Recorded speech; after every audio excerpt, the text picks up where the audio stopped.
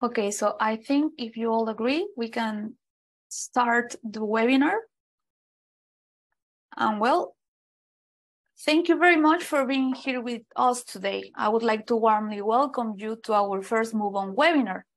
As you are aware, today we will be focusing on the South Atlantic Anchor project, and we are particularly grateful to be joined by the Minister Mark Brooks, who is actually following the webinar from St. Helena. So before we start, I would like to very briefly present myself and of course introduce you to the experts that will be leading today's webinar. My name is Harumi. I'm currently a researcher at the University of Trento, which is based in Italy, and I'm very happy to be your host today.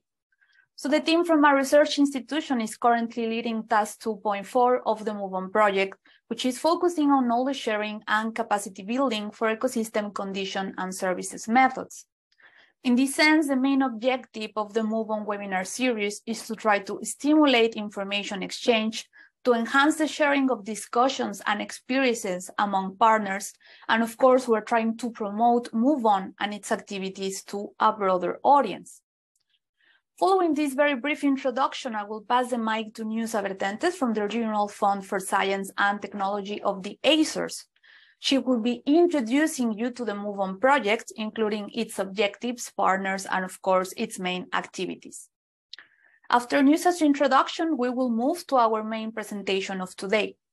This part of the webinar will be led by Tara Pelembre from the South Atlantic Environmental Research Institute and by Devlin John, who is currently the GIS manager of the St. Helena government. Both of them will introduce you to the story of the South Atlantic Anchor project as a successful case of the uptake of ecosystem services evidence in decision-making. After this main Anchor project presentation, we will have a very quick question and answer session, followed by a wrap-up and a farewell message. So regarding this question and answer session, we kindly ask you to place your questions only related to the content on the presentation on the question and answer box that you can see in this slide. We also encourage participants to make live questions. So if you're interested, please raise your hand so that we can allow you to use your microphone. We also ask you to keep the chat box empty so it can be used for logistic information or technical assistance. And in this sense, me and the organizers of this webinar thank you in advance for your collaboration. So now, before passing to Nusa's introduction, I would like to inform you that a recording of this webinar will be available at the YouTube channel of the Move On project, and we will paste the link that you see on the screen in the chat box. Finally, we kindly ask you to visit our webpage and follow us on our social media channels to get the latest updates on the project and its activities. And now, without further ado, I would like to wish you all an interesting and, of course, a very successful webinar. And I welcome Nusa as representative of the Move On project coordination. So thank you very much, Nusa, for being here today. And the floor is now yours. Thank you, Harumi. So, ladies and gentlemen, good afternoon. On behalf of the project coordination, I am very pleased to participate in this webinar and have the opportunity to introduce you to the Move On project. First, we would like to address a special greeting and acknowledgement to the Minister for Treasury, Infrastructure, and Sustainable Development of St. Helena Government, Mr. Mark Brooks, for attending today's event and supporting the project. Also, we would like to thank our regional partners, Tara Pelembre, for the exceptional work developed on St. Helena Island, and in addition to Harumi Huerta for the organization of today's event, the GIS team and the SHG staff for the work implementation and support. Finally, we also thank and welcome all the attendees who join us in person or virtually. So I think I can share my screen now, Harumi.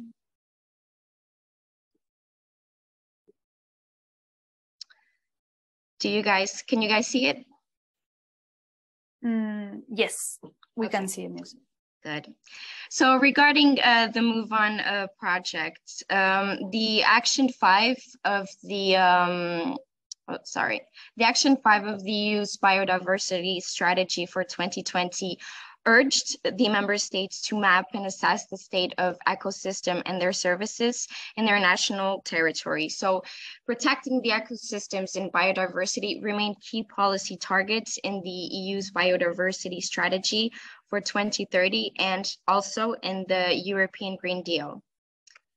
So on 2013, we had the ideas, the needs, the network, which led to the involvement of the EU members of parliament. And this went to the European Commission, where there was a discussion. And on 2017, there were the preparatory actions, which led to the call for proposals.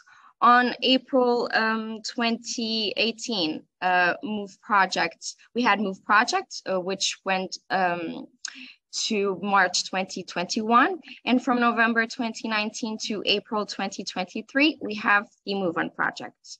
So these are projects that also have other initiatives such as Esmeralda, Oprah's, Openness, Maya, Selena. So we had the MOVE project, the MOVE On, and we also have other projects on this field.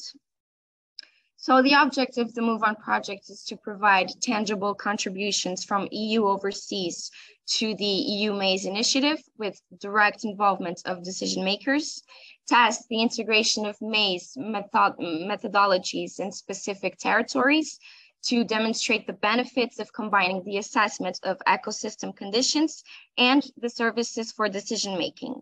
So also to produce good practice guidelines and policy recommendations tailored for specific regions or issues.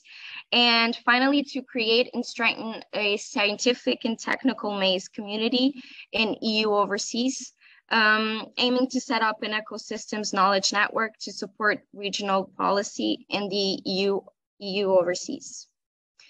So the funding for the MOVE On project was from the European Commission. The call was the second-year pilot project, mapping and assessing the state of ecosystems and their services in the outermost regions in overseas countries and territories.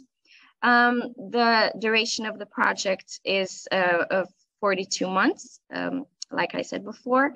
The coordinator is the Regional Fund for Science and Technology, and the consortium has 12 partners, which are 7 EU overseas regions and 5 mainland countries. So regarding the EU overseas entities, we have the Azores, the Canary Islands, Falkland Islands, Saint Helena, French Guiana, La Réunion, and Martinique. The mainland countries are France, Germany, Italy, Spain, and United Kingdom.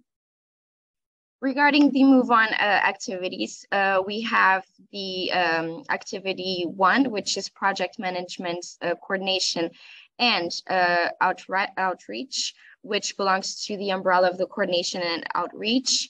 We have activity 2, which is method development and implementation support, which belongs to the methods research. Activity 3, methods integration and implementation in regional projects. Activity 4, which regards the network umbrella, which is about consolidating and expanding an EU overseas ecosystems knowledge and network. And finally, activity 5, which is about developing and disseminating good practice guidelines and policy recommendations. And we're basically having overseas working together to preserve our biodiversity. Thank you very much. Thank you very much, Nusa, for this very comprehensive introduction to the MOVE On project. And now I think we can pass to the main presentation of today. So Tara and Devlin, the floor is all yours.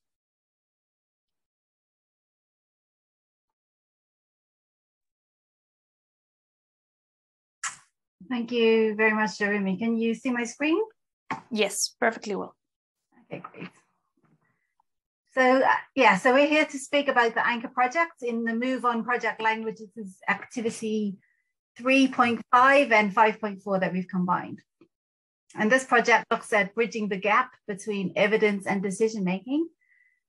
Ezra Gordy is not here, but she was our main project officer implementing for SARI.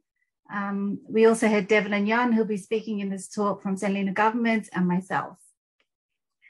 So a warm welcome from our side to all the participants from across the world listening in, particularly those online, and of course those in person on St. Helena and on the Falkland Islands. And again, I'd like to extend a particular welcome to Minister Brooks from St. Helena.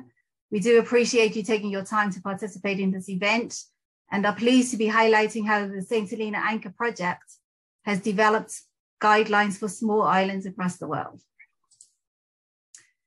So just a brief overview of what we're going to be doing in this presentation. We're going to start by speaking about us. So SARI and St. Helena government, the people and the project. We'll then move on to give you a quick summary of the results and then you how some of the key lessons learned from this project have been translated into guidelines for small islands. We'll then speak to a few conclusions and Devlin will give us a forward look for what's next for St. Helena.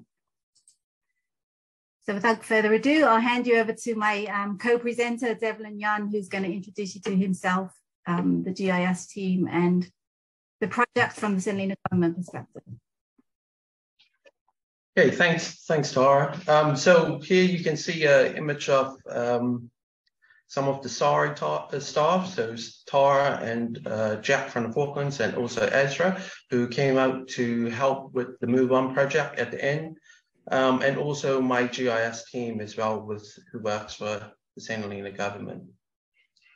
Next slide, please. Okay, so again, just highlighting where St. Helena is in relation to the rest of the world.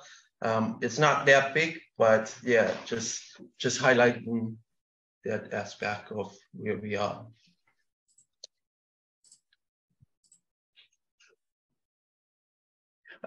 So the past, so we would really like to showcase our past experiences of GIS and how the Move On project has developed SHG's interest for using GIS. Next slide.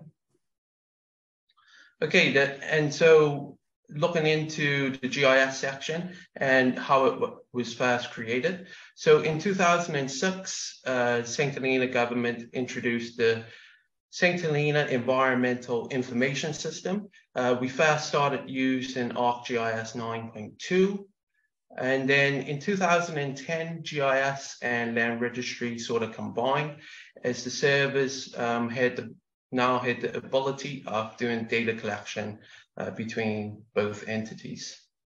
In 2012, SHG saw the first GPS kit on island, but wasn't 100% utilized just because of the lack of understanding with it and incorrect coordinate system. So we had some errors within it as well. In 2015, saw SHG employing a geodetic from Australia. His name was Richard Stanaway, and he came out to basically correct our coordinate system.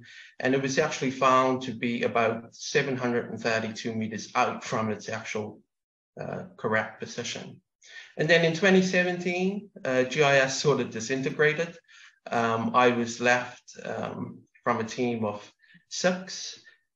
Basically, I had to sort of recall on all of my past experiences from me starting in 2011. And so now we're sort of rebuilding GIS and looking for QGIS to be our chosen software for future development of the GIS office. Next slide.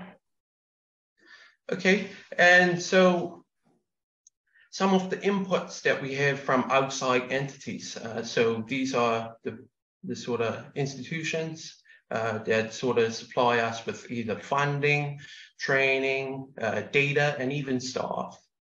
So yeah, these are quite important contributors into the GIS office.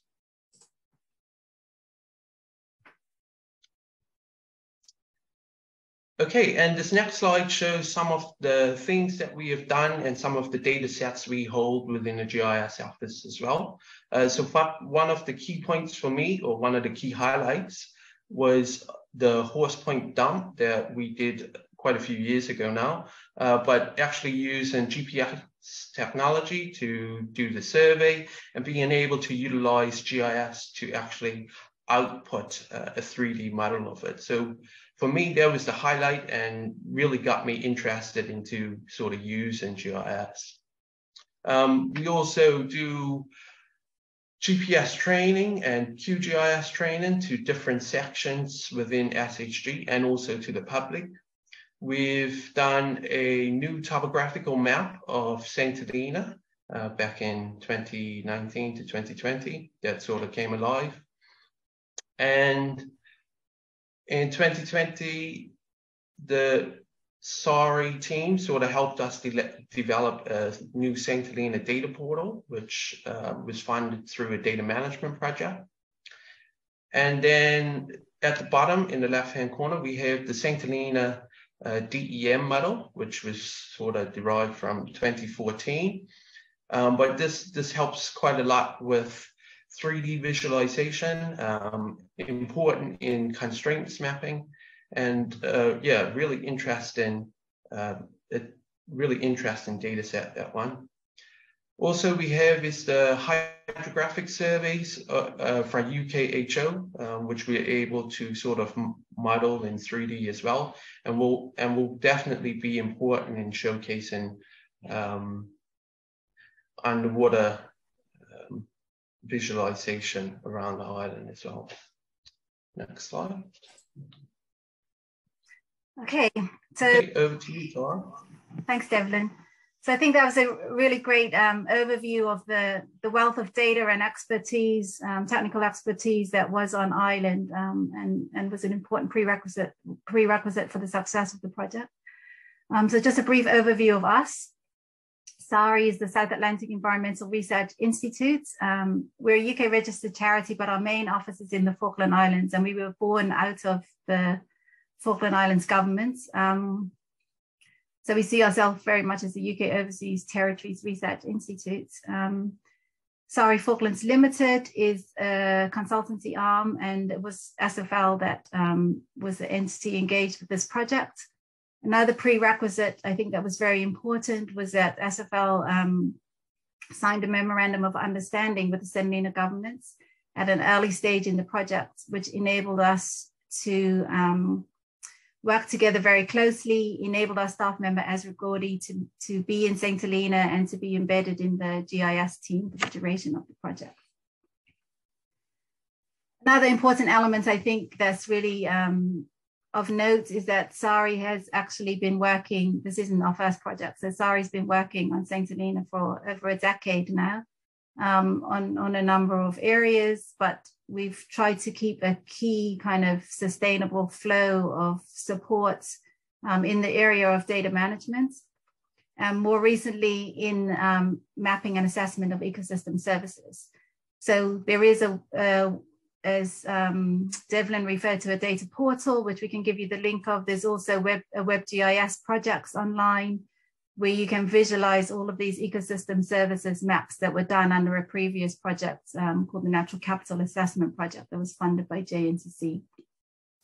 And the map that we're showing here is of the regulating service of flood risk reduction. So yeah, lots of work had gone on before the Move On project started. So we're going to move on. I'm sure this pun has been used multiple times. Move on to the actual Move On project itself and the Anchor project. So a year in a nutshell, not very easy, but hopefully it will give you a whistle-stop tour of everything. So SARI's engagement in the Move On project is for the duration, the 42 months that was explained earlier. The aim of the Anchor project was to bridge the gap between evidence and decisions through the recruitment of the data analyst, an experienced communicator and influencer, but also the data analyst, so lots to wrap up in a single person, to provide state-of-the-art innovative tools and advice in real time. And I think this was a key element, to try to do things live. The methodology included the development of project groups on island with key stakeholders. Stakeholder engagement, therefore, was a very integral part of the project. And as mentioned, this evidence bridger role was embodied by Azra, who was on island for just under a year.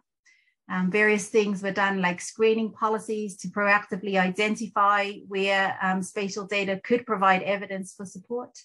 Awareness was raised of the presence and capability of the spatial data and of the technical team already, and the expertise that already was on the island. And this motivated many, from high-level decision makers to technical staff, to engage more with available evidence and send in requests for analysis. So just quickly, what you're looking at is some real-life images of this. So Mr. Derek Henry presenting, of the head of infrastructure, presenting to a high-level stakeholder group, and then Azra and Ryan Benjamin, one of Devlin's team, delivering some technical training. So just a quick overview of the results. One or two maps, I think results, maps and graphs is always how we have to show our results. So what you see here is a graph of showing the number of demonstrations. So there were lots of outreach, as I mentioned, lots of demonstrations. The dark green is the number of demonstrations, and you'll see the light green underneath it, which is the number of requests. So as stakeholder engagement was rolled out, demonstrations of what can be done with spatial data, what techniques can be used, how decisions can be supported with spatial data. When that outreach was done, the GIS department saw a steady increase in the number of requests for spatial data analysis. And just to give you a flavor of what types of requests those were, there was a bias towards environments. Obviously, this is a mapping and assessment of ecosystem services projects. But nevertheless, because of the breadth and depth of outreach, we also had, as well as the environmental requests, we had requests from areas such as health. You'll see on here public health, statistics. So it was quite a broad area of interest that was managed to be galvanized during the project, which is quite exciting, actually. I think it's quite interesting in terms of cross-disciplinary use of environmental spatial data. And it wasn't only spatial data analysis requests, there was also policy impact. These are 5 of the policies that we like to highlight that we had some input into at various levels. So some of this was just a review, being part of a wider review process. Some of it was very specific advice. Some of it was providing maps as support for the policy development. Just want to show you what that means in real life. So one of these, for example, was the endemic plant distribution zone policy. So on St. Helena, there's such an isolated island. There's a lot of endemism. And with the endemic plants, some of the plants, if they're grown together, there's a risk of hybridization. So you can obviously hybridize to extinction, which nobody wants. So it's really important to be clear about what plants get planted where. And so there's a policy that works towards articulating this. And what we were asked to do was to produce the map. So to provide that spatial evidence to support the policy so that people can visualize where these areas were. So that was quite exciting in terms of direct impact.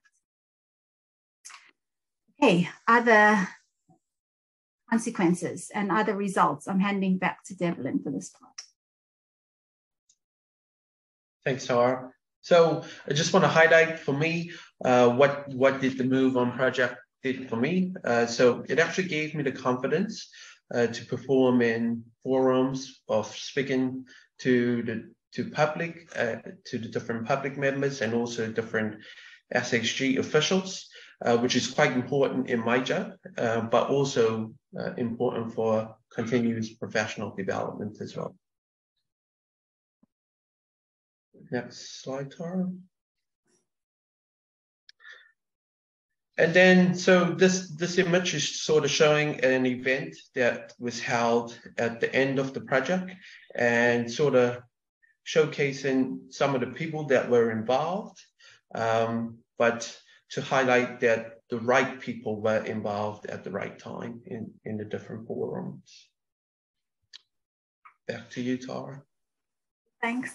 And so we'll also share some more of the project, but now as a kind of case study for the guidelines that were developed. So the lessons learned during the project have been transferred into guidelines for small islands in terms of trying to understand how to do what we try to do, which is bridge the gap between evidence and policy. So we'll speak a little bit more about St. Helena, but we also talk about some general guidance as well. So we try to frame these guidelines in terms of people, data, and systems. And we want to start, of course, with the people, because I think that's the key components. So the key message here is that people matter.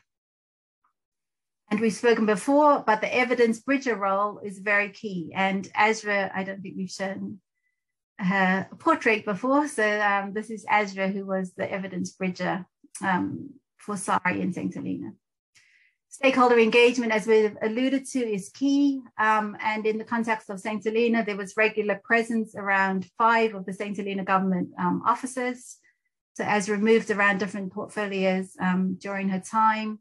There were more than 36 requests for mapping and analysis, and meetings with all of the 6 St. Helena government portfolios and 11 outside entities. So a wide range of stakeholder engagements.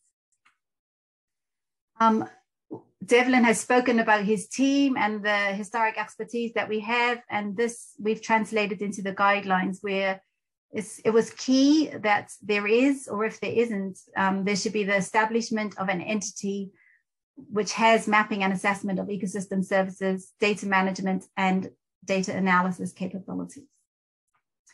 So in terms of people, it's important to appoint this evidence bridger role, to know who your stakeholders are, to establish a formal relationship with the island government. As I alluded to earlier, we had done this through our memorandum of understanding. Make sure that there is an entity on islands with MIAS data management and analysis capability, Devlin's team on St. Helena. Secure independent technical advice. And in the case study of St. Helena, this was the access to the wider Move On project and all the technical advice and expertise that brought to the table. And again, to highlight that people matter. So now I'm going to go on, we're going to look at the second component, and I'm going to hand over to Devlin for this data. Thanks, Tara. So I quite like this quote because it's actually really true. It doesn't always need to be technically challenging to have an impact. So one of the maps that we actually will showcase is a map of St. Helena Island with the roads, tracks, and paths showcased. And these are actually postbox walks of St. Helena. But these postbox walks give you the ability to be able to see the most remote locations on the island and sort of categorizing them into a difficulty rating. So if you were a tourist here, being able to understand where is the easiest route first, this map is great for that. And such a simple data set can be so informative. And this actually relates to, again, maize, to do with ecosystem services. So this actually is a cultural service within the tourism section. Next slide. Okay, so there are quite a few techniques that GIS can do, but one of them that is really informative is a 3D visualization. So the next map you can see is a 3D model of St. Helena using what we call the DEM, the digital elevation model that you guys saw earlier, draped with the satellite image, and also the building footprints on St. Helena. But this don't only have to be used with building footprints. You can also sort of overlay some of the maps that Tara showed before with the hybridization map, which is really important, or really, it's really good at showcasing to people who don't really understand 2D maps very well, but being able to see it in a way that everybody understands. So yeah, it's really, really informative and really, really unique how GIS has improved over the years. Next slide.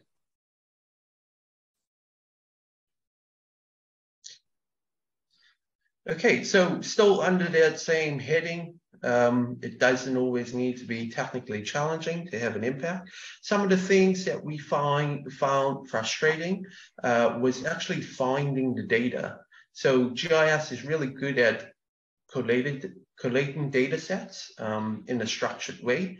And even though we sort of sit on a small island and it doesn't take long to get from one place to the next, data is still held in all different locations around the island, just because of different sections of government sitting in different locations. So the ability of GIS is to be able to bring all of that data together, to be easily accessible to SHG and to the rest of the world. Data is well managed, so making sure that the data set is up to date and knowing who has the most recent data set is also key as well to find or being able to have the most recent or most up-to-date example for whether it be a constraint map that you use, but for decision making. Making sure that data is clean. So I'll give you an example of a date column. So a date column, there's so many ways you can write dates in a column, and making sure that it's in one sort of format is key in being able to do a GIS analysis within an hour. Whereas if you have a huge sort of data set that has many different ways of, or many different formats, it might take a GIS person sort of a week to sort of go through this and clean it. So data being clean is really important as well. Exploring a variety of techniques. So again, talking about different techniques we have used. So there is an example we used in the building applications for the planning department. We did a map for them, which was a value weighted map. So in the different registration sections, we actually showed a bigger circle for the areas that had loads of building applications and smaller circles for areas of less.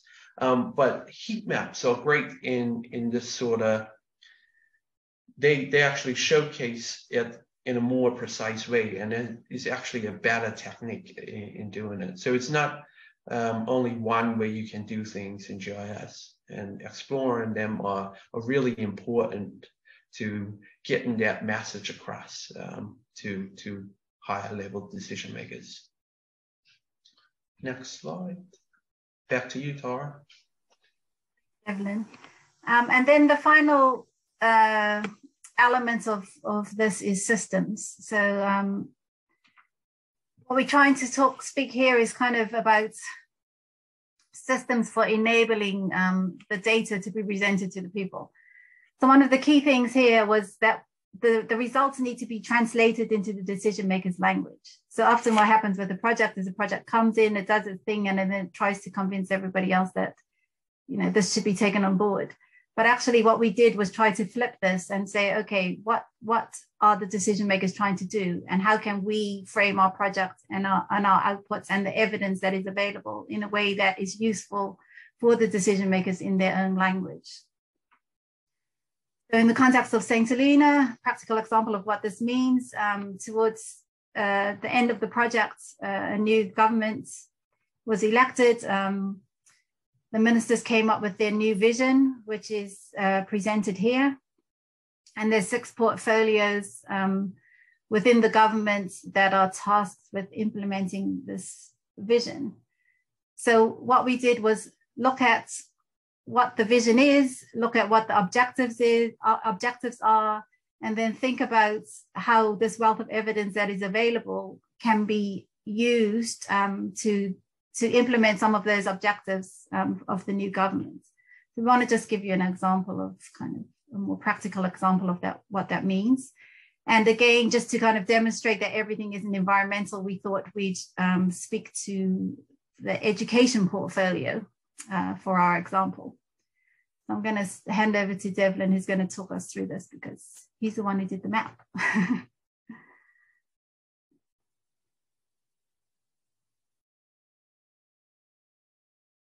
Devlin, I think you're on mute. Sorry. Thanks, Tara. So yeah, relating to the strategic goal of improving education, we created a map that was actually an example of favorite locations around the island. This map was actually done on GIS Day last year, which is quite interesting because I think yesterday was GIS Day as well. But to highlight this information was collected using two questions: where do you like and why? And this was sort of portrayed from the ages of 6 to 11. So those were the age kids that we asked. And in the right-hand corner, you can sort of see some of the things that they like the most. So swimming, sand, football, and the yellow sort of dots sort of highlighting the areas that they like. So the hottest spot being Rupert's Bay, which is quite a nice sandy beach that we can swim in, and probably the only sandy beach we can swim in safely. And then also Francis Plain sort of in the middle area there. Being somewhere where the kids can sort of play football. But it's a really good way in being able to showcase to decision makers in a really easy way. And it's really useful for what we call public consultations.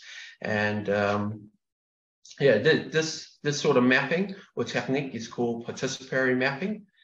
And it actually fits under the maze section of cultural service, being recreation for younger people. Okay. So for me, finding the light bulb maps or moments. So after a training session that we had with a guy from University of Twente in the Netherlands, he came out from a project, I think from the data management project that sort of SARI helped to implement as well. But this map showcases what land is available that is left within the zones or constraints that I'm going to name out now. So the constraints that we used was 25 degrees of slope, which building control actually deemed sort of the maximum amount of slope you would want to use for our traditional methods of building. A planning zone called the intermediate zone that we use for residential houses, and also all crown land was considered. So these three constraints actually sort of depicted the areas that were left that was available to build on. So yeah, and it's quite an informative map and quite powerful in just understanding that we don't have much land left that is available to build on. Yeah, so that was that map that came out of that sort of light bulb moments. Back to you, Tara. Thanks, Devlin. Yeah, and I think the education map was a light bulb map as well. You know, where it's really, sometimes if you just visualize things and put things on a map, they can really have an impact in terms of people understanding how important evidence is for decision making. So another key element in terms of systems is that we highlighted that, you know, we need to ensure that the use of the service is as frictionless as possible. So you have the data, you have the service, but we need to make sure that it's able to be used. And some of the challenges or some of the frictions that need to be removed or we need to be aware of is resourcing, of course. So make sure that the service is adequately resourced. So that includes staff and budget. And then also another key one is addressing the barriers to data sharing and retention. As Devlin had mentioned, data sits in, and this is the case globally, data sits in many organizations, many entities, and sharing data sometimes can be a challenge. So it's important that any barriers to data sharing are addressed. So in terms of system, in summary, find the light bulb moments or the light bulb maps, understand where the country sits within the MAEAS implementing framework, screen the policies. I spoke to this earlier in the presentation. Translate the results into the decision maker's language, deliver what the decision makers request. So don't deliver what you think they need, deliver what people ask for. Articulate a process for evidence use for decision making, remove the barriers to use and availability, and provide a platform for sharing technical expertise. So those are kind of the key things that we've translated into the Small Island Guidance. So just to conclude, the use of the evidence policy bridging role has been recommended actually several times in literature, and the St. Helena case study shows that this is very important and has been successfully applied. In addition to the recommendations to make use of such roles long term, the Anchor project also found it could be valuable to incorporate some type of spatial evidence analysis at the early stage of policies as a part of government functioning. So because the project was only a year, we kind of came in at various stages in terms of policy development. So it would be good if you could build spatial data analysis requirements at the beginning of policy development. On St. Helena, techniques such as constraints mapping are well understood, and the GIS office can carry them out, but it would be useful to standardize processes to ensure smooth workflows and faster turnarounds to increase the uptake of mapping. The conclusions are particularly relevant to small islands and environments where it is similarly possible for one individual to work across many departments, as we demonstrated. However, we do believe that this could be scaled up, and you could have a team of people working across multiple departments for larger countries, larger organizations, and apply the same type of approach. But obviously further research would need to be done to see if that was feasible. So that's it in a nutshell. I just want to hand back to Devlin in terms of the future and what that looks like from his perspective, post-project in St. Helena.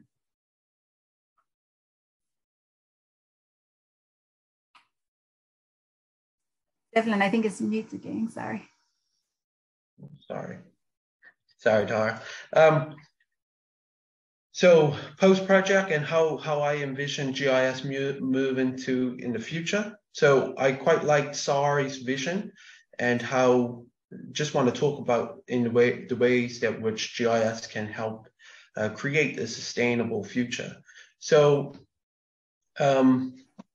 access to data is really key. So being able to have that one location where you can go and get that data from. So that's within St. Helena for spatial data, that's the GIS office.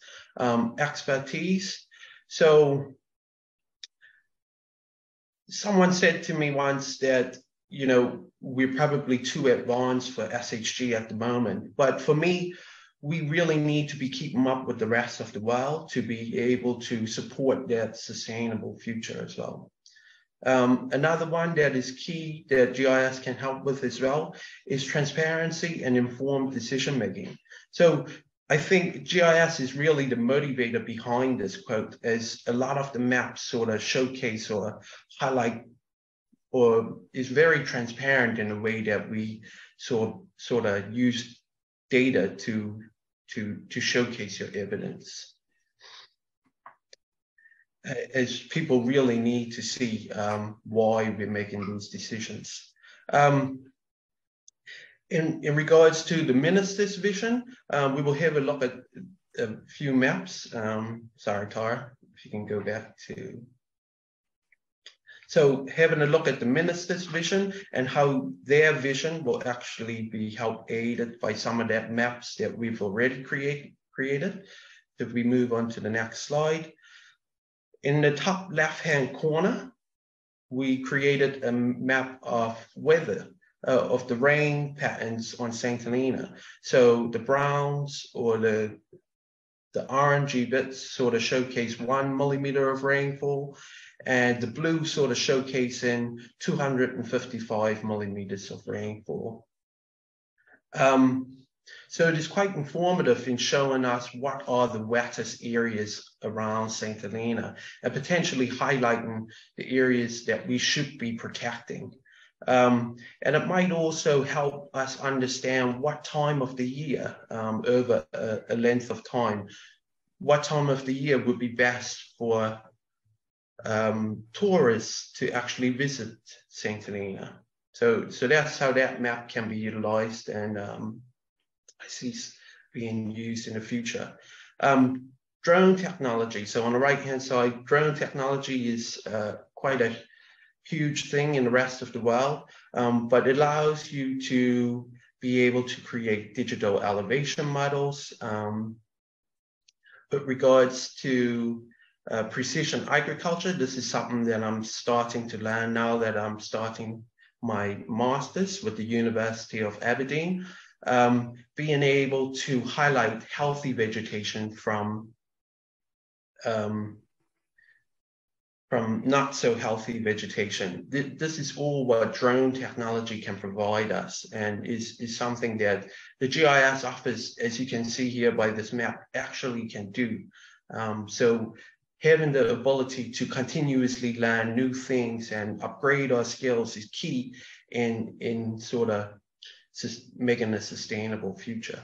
At the bottom, we have a contamination risks map. So we included the water catchment areas, rivers, guts, and water courses. You can see in gray. The water catchments are in yellow. But the marine section actually wanted this map to understand whereabouts or where contaminants are sort of flowing out to sea. And some of the things that we used for contaminants were agricultural land, garages, meat slaughtering facilities, roads, as you get oil spills from vehicles and that.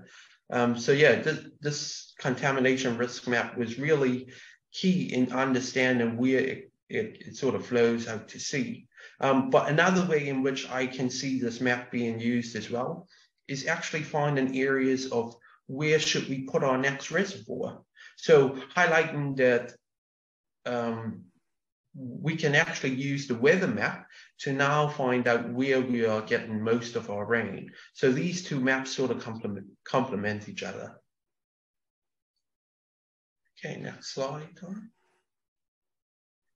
Okay, and in addition to the points highlighted in the guidance, the lessons learned that are specific to the SHG-GIS team and post-project, centralizing the service would enable the GIS section to continue to grow and develop, and to continue to provide a cross-portfolio spatial data analysis support that is now required as a result of the increase in awareness of generated by the Move On project.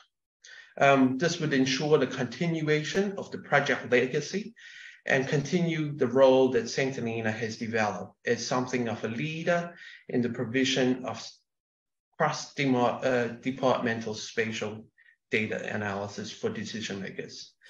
So actually having a leg to stand on regarding spatial data infrastructure within, so making sure that it's within legislation or policy or even strategic objectives is really key in having the ability to keep on doing this good work.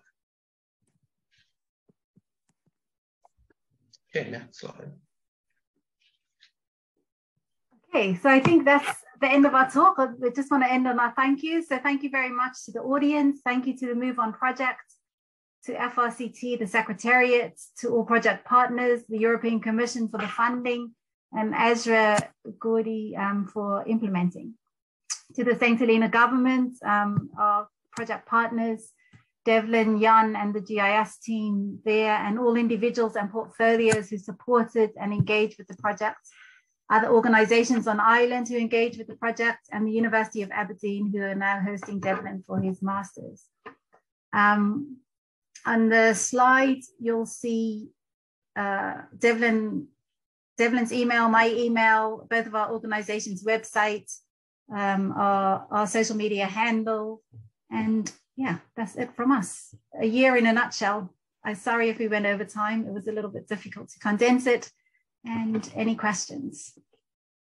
Thank you very much, Tara and Devlin, for this very inspiring presentation. Actually, we're getting lots of compliments in the chat box, and we also have a few questions. So the first one is, what was the policy in terms of data access by stakeholders? Just visualization for analysis or full open access to raw data? So maybe if do you want me to start on, Devlin, do you want to start on that one in terms of data access? Yeah, so thanks for the question. And I think St. Helena doesn't really have its own data policy at the moment. So we're just working by procedures and sort of license agreements. And I think because we come under the UK government, that we sort of follow their data protection acts. And I think now we're starting to use GDPR. Okay. Yeah, just to add to that, sorry, Jeremy, I think yes. So quite a lot of the data that we alluded to was generated from externally funded projects, many of which are UK government. And so the donor requirement was for open data, which is why quite a lot of the data was available to be open, that could then feed through to this project. Thank you very much, Tara and Devlin. So we have another question, which is, can you do a short SWOT analysis of your participatory mapping strategy?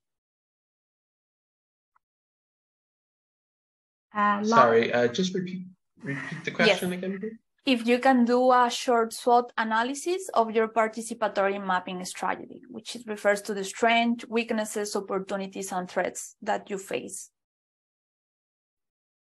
when conducting participatory mapping.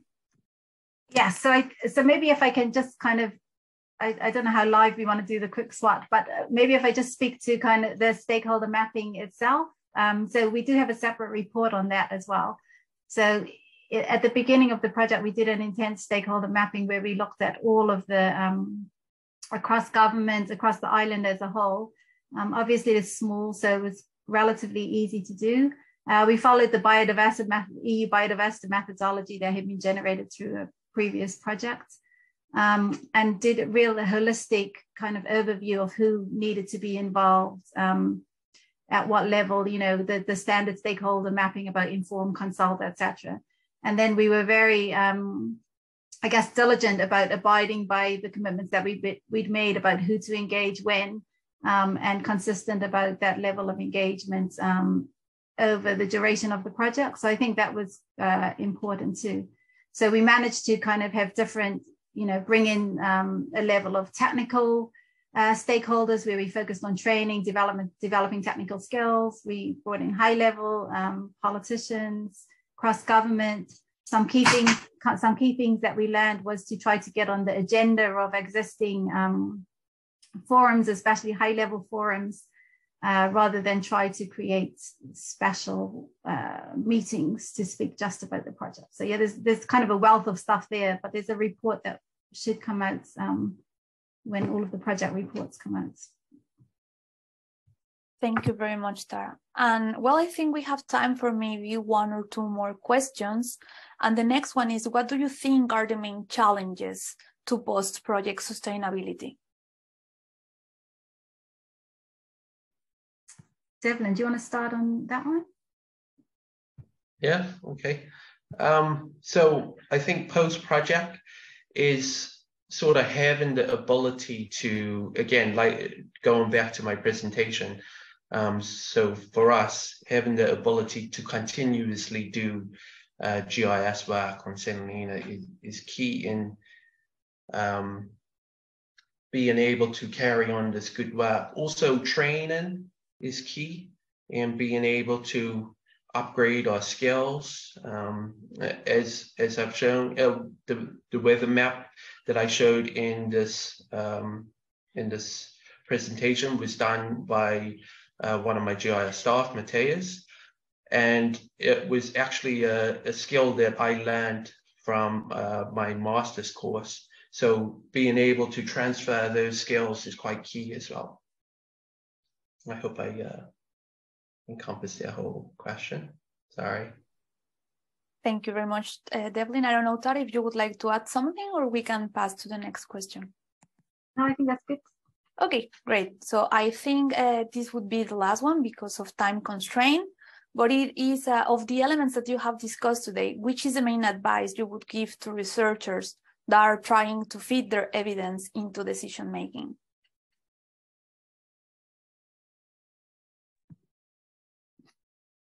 Devlin, do you want to start on that one? Okay, it's a good question. The advice I would give to researchers. Do you want me to start? Yeah, you can do, Tara. So I think from my side, I think there's elements of really understanding where other people are coming from, not where you're coming from.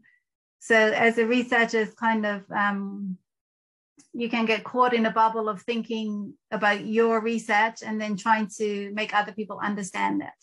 Whereas I think if, as I mentioned a little bit in the talk, if you flip that and think about where other people are coming from, what are the drivers for their activity and their decisions, policy drivers, political drivers, legislative drivers, even operational plans.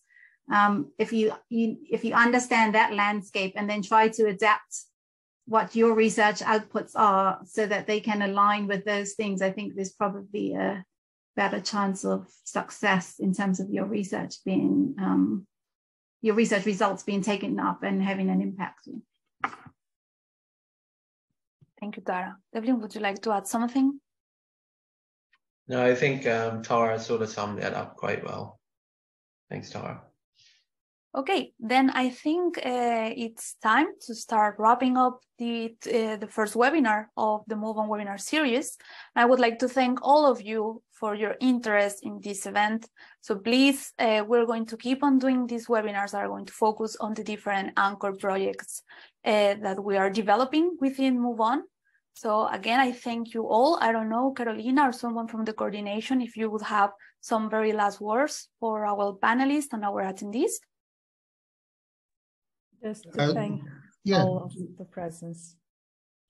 And I will pass the floor to Artur, of course. Thank you, Carolina. It's a pleasure to be here for our first webinar, for our first anchor project that is already finished. This anchor project is precisely what we had in mind when we designed the anchor projects, and St. Helena and Sayre anchor project is really a guideline of how to do it, how to improve the